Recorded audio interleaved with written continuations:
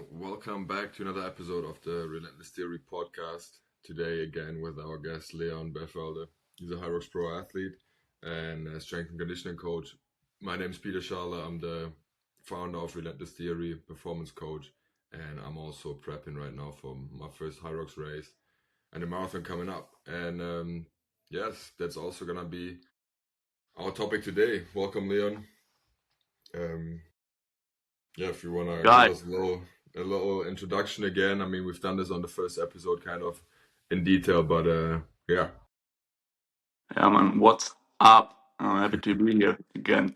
I'm Leon. As I said, strength and conditioning coach. Prepping for my third HYROX. I want to go sub 60 pro by the end of the year. I think that's realistic. Just prepping for that really, and then see where I can take this. Nice, very nice. Yeah, I mean, this is now your third HYROX coming up, if I'm not mistaken. So you've already have two in the books, and I think probably lots to learn from the first two races, because I think for me right now, because I'm just getting to my first one, it's definitely a lot of open questions and things that I think I will experience on the race days. Maybe even this will help me in a lot of ways to prepare for my races. So yeah, like I said, we're diving into HYROX, topic of HYROX, the grind of the prep of your first race experiences and the lessons you've pulled from that, and then how that shapes what we're approaching on the next one, right? So how are you taking those lessons and implementing it for the next race? So when we start on your first race, I remember, I think that first race was in Cologne, our hometown. Yeah, that was my first one. That was in April, mid-April this year. And I didn't really have a plan. I just when preparing for that, I just did whatever felt right. I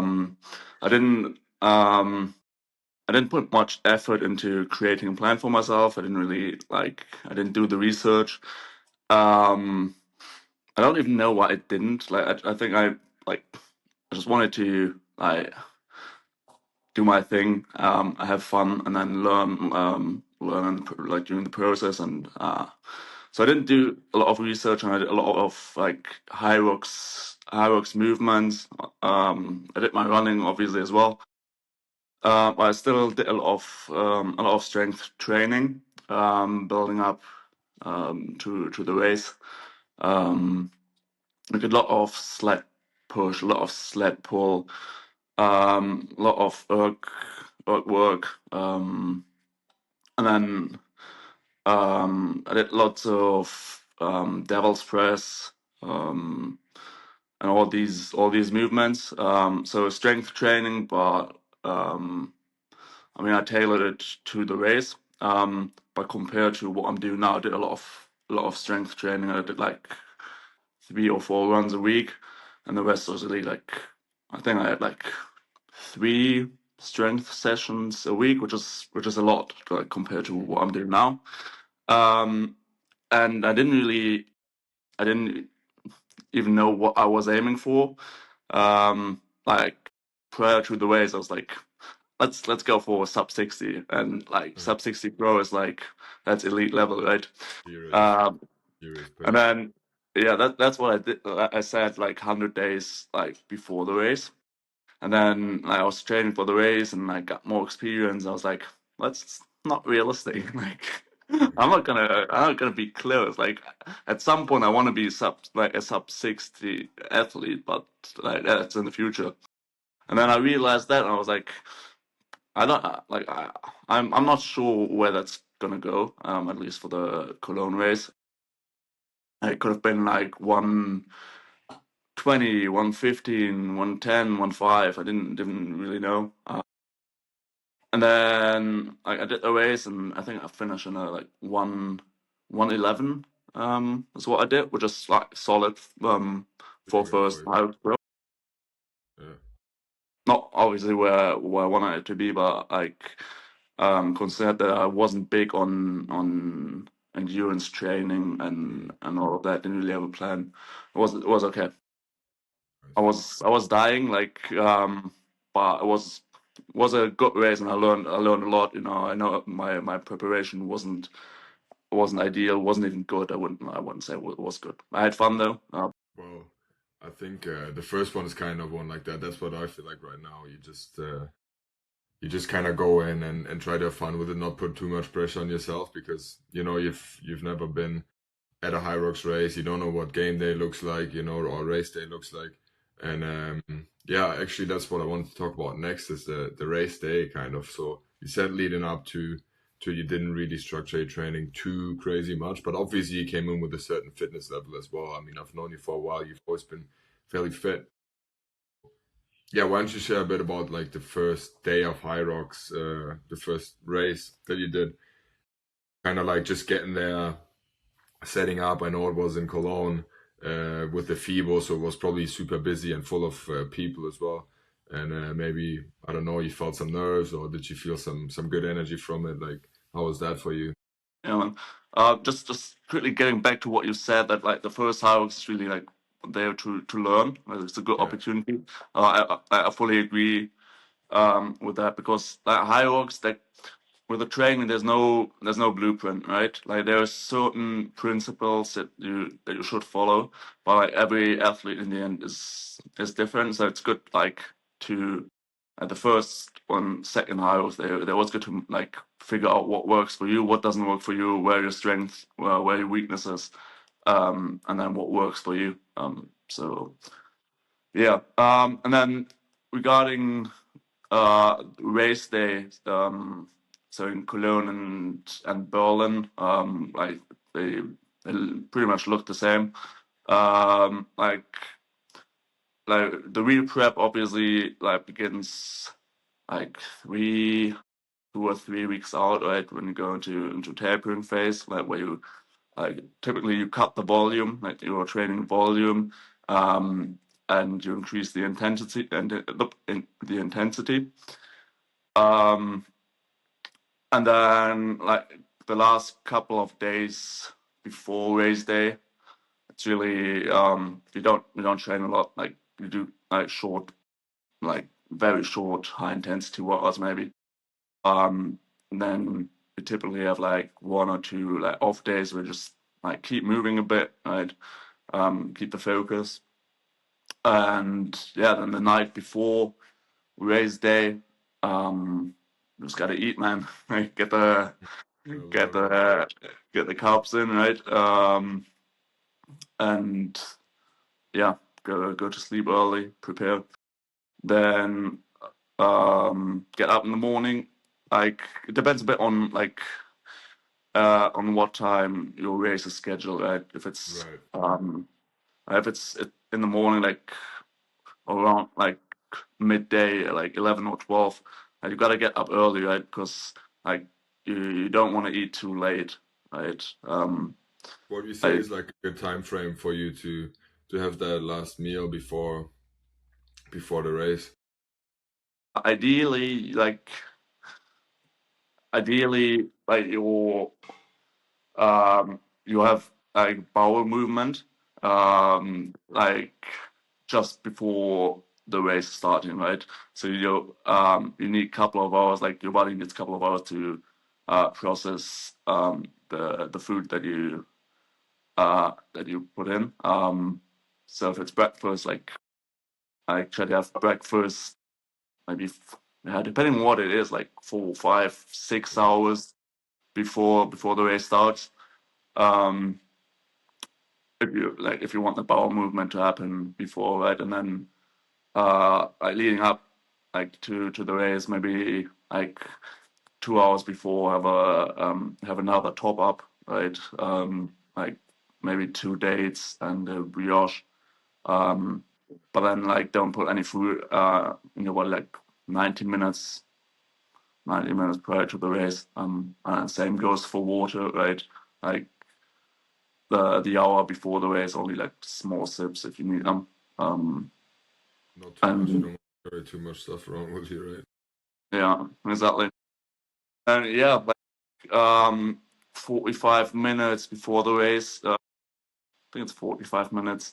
You can enter the warm-up zone, and then go through your warm-up routine. And we go through different heart rate zones from your body. Mm. How And would you go through all the heart rate zones? Kind of like, would you like get your heart rate zone really would you get up to like 4 in the warm up already? Or? no, I wouldn't get it to that level. But I would if we if we apply the 5 zone model, which I like to work with, I'd get it to like lower zone 3 maybe, which like 150 to 155, like not too long, just like that it's up there for a bit, and then that's it.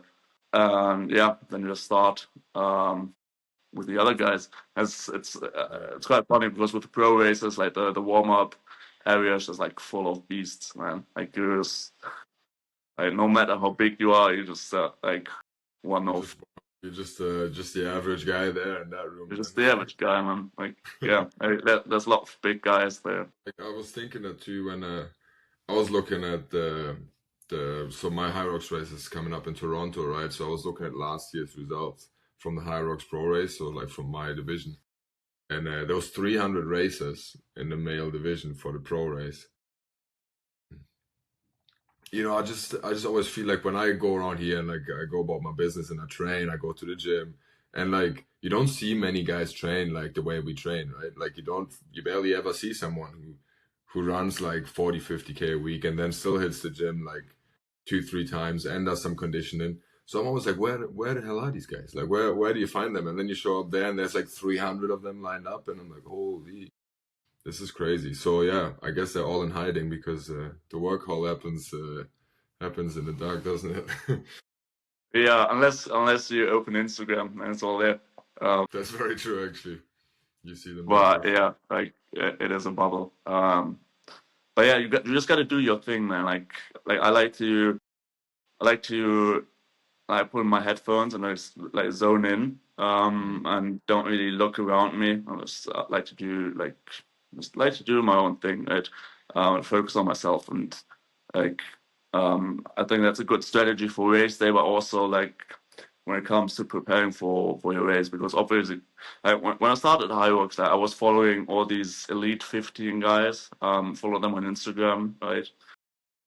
But like, I realized like it doesn't really benefit me, right? Like I'm not getting anything from this. Like if anything, it's negative because I compare myself. So I just unfollow every HYROX athlete. Yeah. And just because I think like for me it's better, like it helps to focus on myself, right? So I'm not following any other HYROX athletes. I might follow them again at some point once I'm like up there with them and race with them. But for now I just wanna do my thing. And I think and like actually when it comes to the warm up zone and zoning in, Berlin and Cologne, they were very, very different, and I learned a lot from these two different approaches. Because in Cologne, I was different.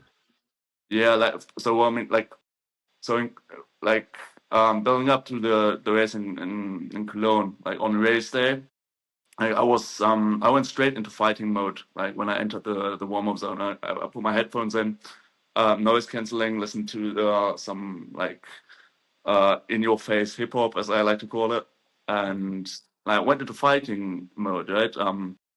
And that carried on carried over to the race as well. And I took it super super seriously. Yeah. And I don't think that's like that benefits me. I like to like during training. I think it does. Like it helps me to push through barriers. But on that day, like I just first of all, it took the fun out of it for me. Going into that fight mode. Secondly, I don't think it helps with with your strategy. you start out too fast, right? Like you push a bit too hard in the first 2 or 3 rounds and workout stations. You put too much pressure on yourself, and I don't think that benefits performance. At least doesn't benefit mine. And then in Berlin, I had a very different strategy.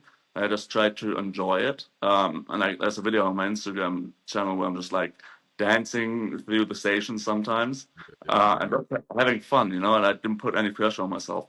And like it just went smooth. I improved my time without like there wasn't a lot of time to train between Cologne and Berlin, but I still improved my time by like 3 minutes, I think. Just because I didn't take it that seriously, and that was a big learning. Yeah, I agree. I think the difference for us coming from a football background, and then because there you have to go into that fight more because you like physically have to get into almost fights with your opponents and stuff. So there's more of that contact sport element. But I feel like in racing, all you can do really is prepare yourself in the best way possible, and then put that out on race day, and like kind of blank out what's going on around you, right? Like it's not like you have to get first in the race or second. I mean, there's so many waves going anyways, right? If you win your wave, that still doesn't mean anything. Like it could be a wave where there's not even like that crazy good athletes in it. Exactly. But yeah, I think that's my approach will be to just have fun with it, focus on myself, and kind of follow my strategy instead of like getting into a foot race in the first 500 meters. Yeah, man. I think that's it's a good strategy because you're gonna realize, once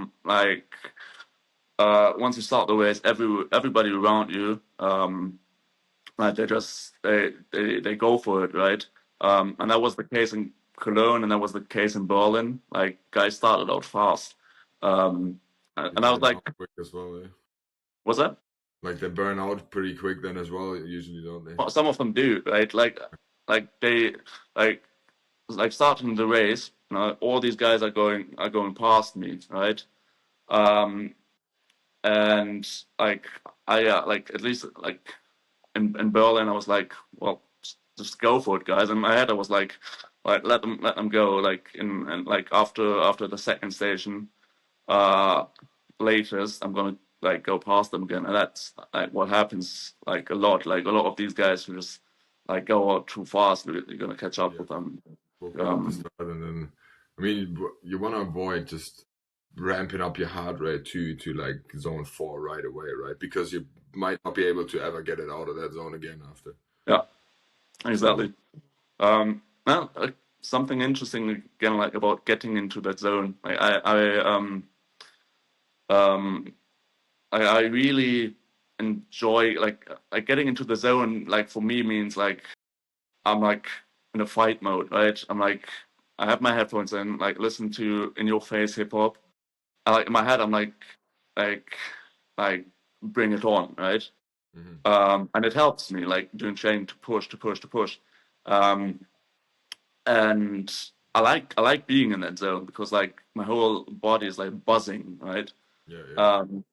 Like interestingly, like I like a couple of years ago, I heard someone say that, and it makes sense. If you're in that fight mode, you're already like spending energy on that fight mode, right? If you feel your whole body like buzzing and being ready and going like, right, like that obviously takes more energy out of your body than just being relaxed and calm, right? So I feel like for training, like going into that fight mode and that like into that, like, let's call it the zone, makes sense. I think on race day itself, it doesn't, right? Like it doesn't make sense before the start. Yeah. It makes sense. You just want to probably be as calm as possible, Yeah. for as long as you can. That was usually when I remember, like leading up to a game day when I was playing pro, especially. And like you get the atmosphere, you get to the stadium. We actually got like close to like 8,000 people in the stands every game. So that was quite the buzz. And like you get to the stadium, there's fans there already. So it's hard to get you like to keep your nerves down. And I feel like it would be the same kind of buzz on the HYROX race day because there's so much going on. Guys are getting ready, it's an individual sport too. Like it's not a team sport, right? So it's like you look around the room and you're like, okay, I'm competing against all of these guys. Like I don't have anyone on my side. So yeah, I think there's a lot of elements to look at and to kind of just find out what the best way for your race day routine is. And I think the only way to find that out is by doing races, right? I think you already So, learned from the first one, now the second one, now the third one. You probably have a very, very good idea of what works best for you, and those are all little things that'll add to yeah, better time in the end. So exactly.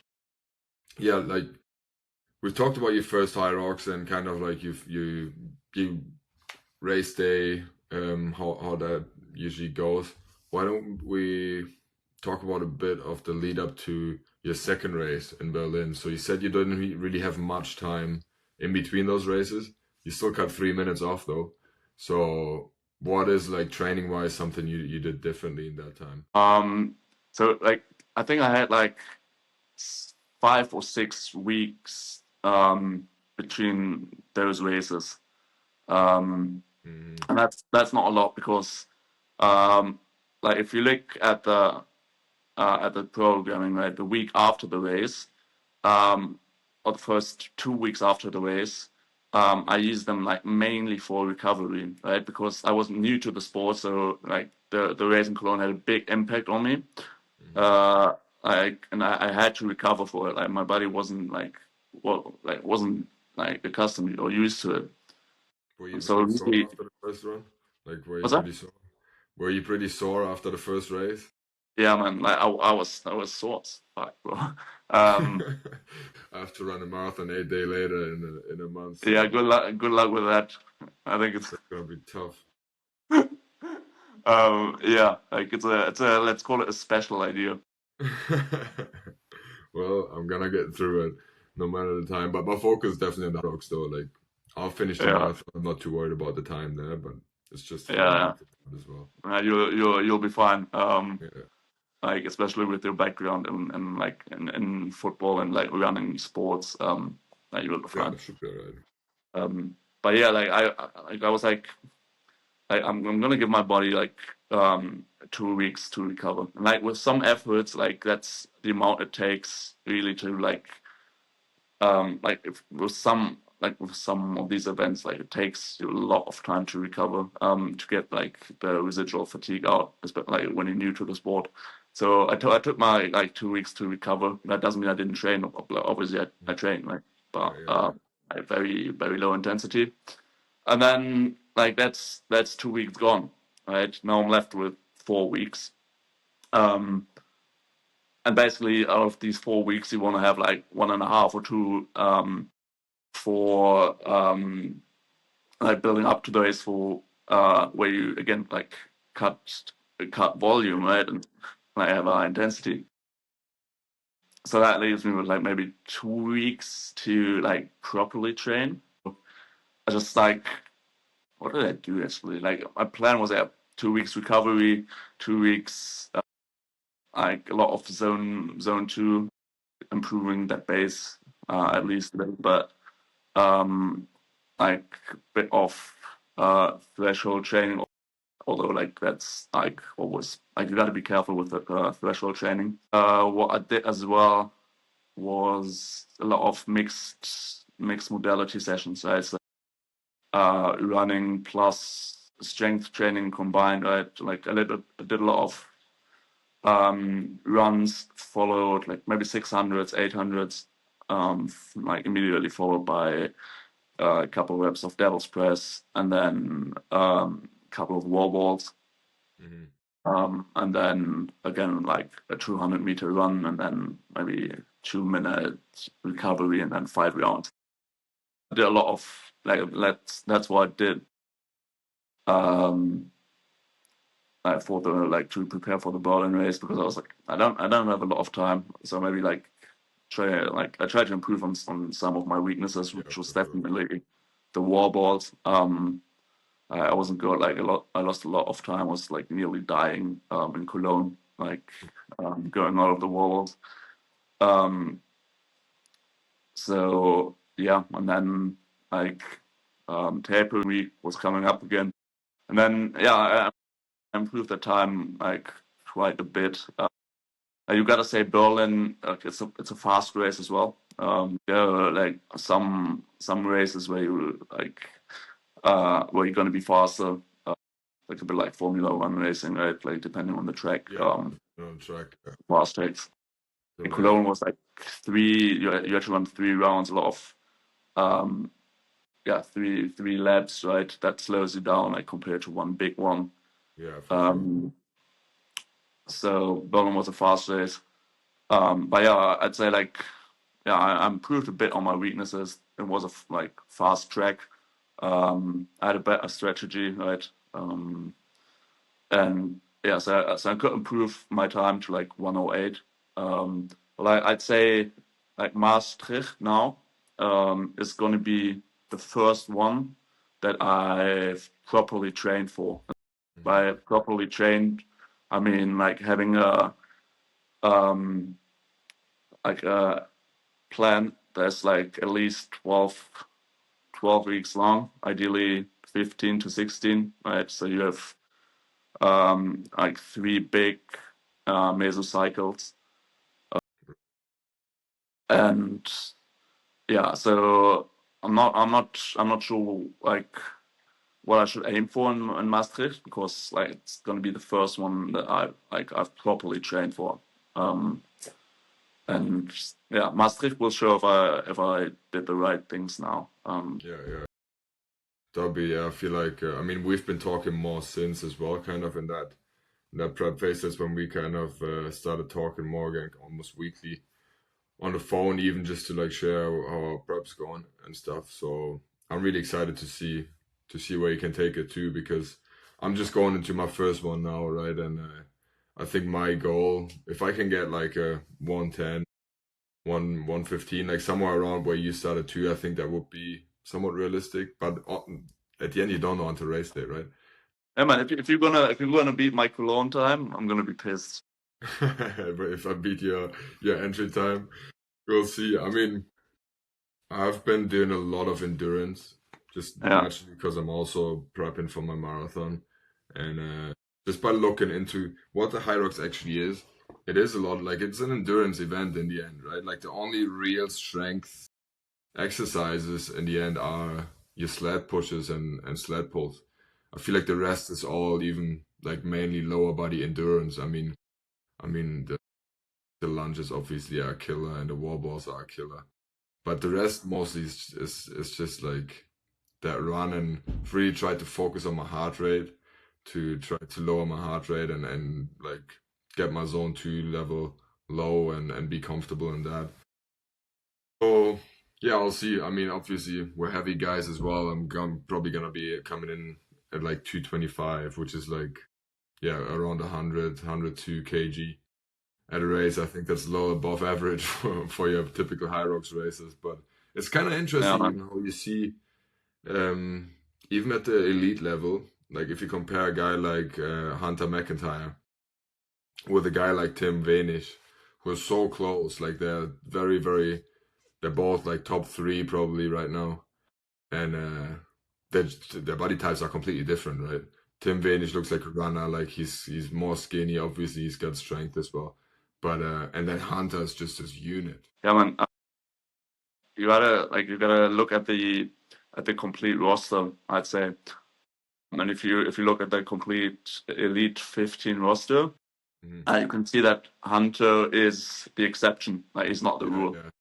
Yeah. The guys who are up there, like they're all like it's the good runners, right? Like and a lot of people have been saying that like you gotta train like a runner who lifts, not like a lifter who runs. Right? So Hunter really is the exception. But yeah, like and like I'm trying to be another exception, right? Because I'm 95 kg. Like I think Hunter is 85, so I'm even heavier than him. But yeah, like guys like us, like you and me, like we're not like we don't have the ideal body composition and background. I want to say, with the sport, which makes it challenging. But like it's a fun challenge. So you've talked about this training block. You go through 3 cycles in those 12 weeks. You just want to like briefly summarize of like what that looks like, how your approach has now been after running 2 HYROXs already, and kind of dialing in your prep phase a little. Like so I'm doing the 80-20 approach. And we can talk about that in more detail maybe in another session. 80% of your training in general is like low intensity, 20% high intensity. And like I'm new to like this whole run. I wouldn't say I'm new to this like running sport, right? To running in general. I've always run. But like the volume I'm doing now, I've never done that. And so I had to build that up. So like the first mesocycle, going up to Maastricht, I just focus on like building my base, like a lot of zone 2 work, but not that much running volume, because I wanted to build it up slowly. I don't want to injure myself, right? Like, and so your passive structures, like they have to like, and passive structures like your tendons, your ligaments, your joints, they have to adapt, right? So that was the focus of the first mesocycle, like really building up that running volume, and building. I think that's where most of the adaptations happen. Like you said, your ligaments, your tendons, like they all need to adapt, and the perfect state for your body to facilitate that is to run in that zone 2, which I actually quite like. I need to be so disciplined when I run in zone 2 because you just want to go, right? You want to hunt PRs and stuff. But yeah, go ahead. Sorry. Yeah. Like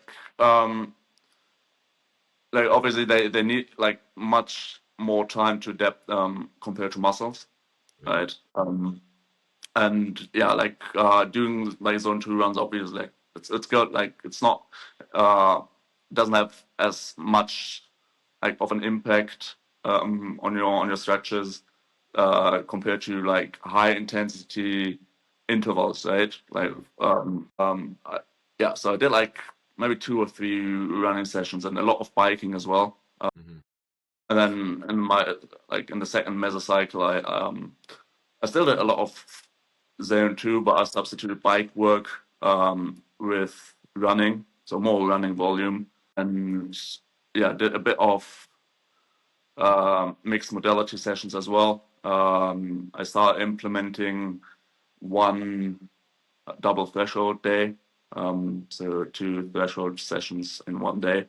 And again, we can talk about that in more detail because that's a topic for itself. And you've got to be careful with this type of trend. In the second mesocycle, however, like since I started the second mesocycle, I cut my strength training down to 1 day a week. So I'm really like only having 1 strength day a week just to maintain my strength. And now I've entered mesocycle 3, where it's all coming together and getting a bit more specific, right? I'm reintroducing some wall balls. I'm reintroducing some sled work, because like since Berlin I haven't touched a sled, and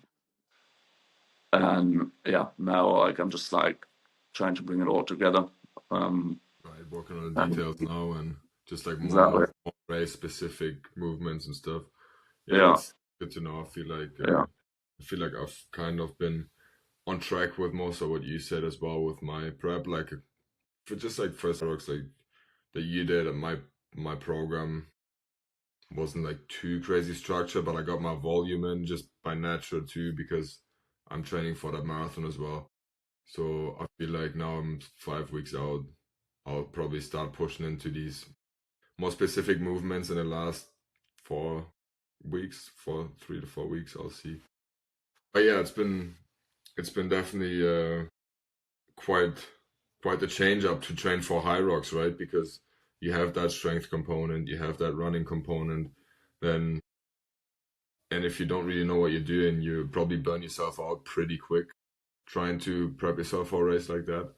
Like we said earlier, to go faster, you have to go slower. Literally, to go faster in the race, you have to build that zone 2 capacity. You have to build the aerobic base. And it actually takes a lot of discipline to do that because it's just time consuming. It's not even that hard. And you're not even getting like the thrill of like a PR out of it or a good pace. You just literally have to stay in that zone. And I mean, we've talked about this before. But yeah, it sounds all amazing. I mean, I'm sure we'll get another episode in maybe just before you actually head out to Maastricht to do that next But race. I want to say, like, I feel like you're much better prepared for your first race than I was for mine. Oh, yeah, you think so? Then that gives me some peace of Yeah, mind.